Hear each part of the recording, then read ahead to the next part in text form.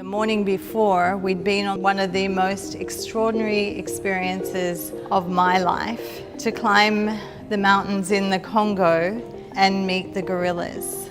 And as they read through the list of gorillas, they read out the gorilla family names, and I thought intuitively, that is the family we're going to see. And for the first time in my life, I did something I had never done before.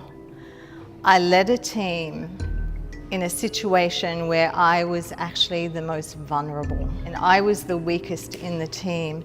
And I, up until that point, had always made sure when I led anything, I was the absolute best at it. It was the hardest climb. I struggled immensely, and it was my team that carried me to the top. And we each faced ourselves on that climb. I found the power of vulnerability because we weren't kitted up for the fact that the gorillas thought it was a really amazing idea to keep going higher and higher until we got to the point and we stopped, and I looked up and I went, oh my God, look where we are. We were in nature's wonderland. And at that point, the guide said, look, they're over there. And between there and here was a huge valley. And I knew we had to surrender and accept the fact that we weren't going to see gorillas today. So I had to make the call that we were going to turn back because we had to be in camp before dark for our safety. Surrendering is one of, I think, our biggest human challenges when we set out with an intent and it appears as if it's not happening exactly how we thought it would, or it doesn't happen at all. It's really hard to come to that place of acceptance and that place of surrender. So we turned around and headed back down the muddy path, which wasn't much easier to descend than it was to ascend. And just about 10 minutes after we turned around,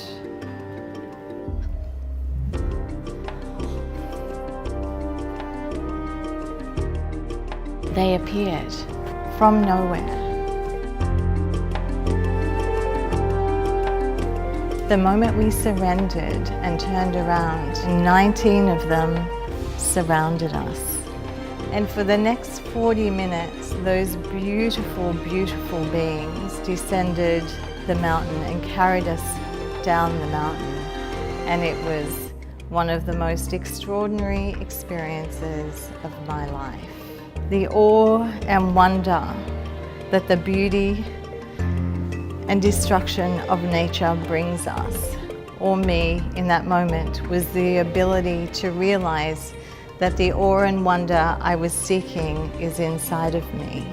We are all being called to stand and lead up the mountain, but lead in a way that we have never led before. We are being called to step up and lead from our heart. We are being called to allow ourselves to move out of our mind and allow our intellect and our heart to work together, to gather the information that we know to be true and sit in our heart and decide what is truly right. What is the truth? To drop the parameters of who you think you are and be who you truly are. To let go of the facade that has currently shaped who we are in our world. I am inviting you to truly allow your genius to shine, to be leaders in a new world, to make an impact like no one has ever made an impact before.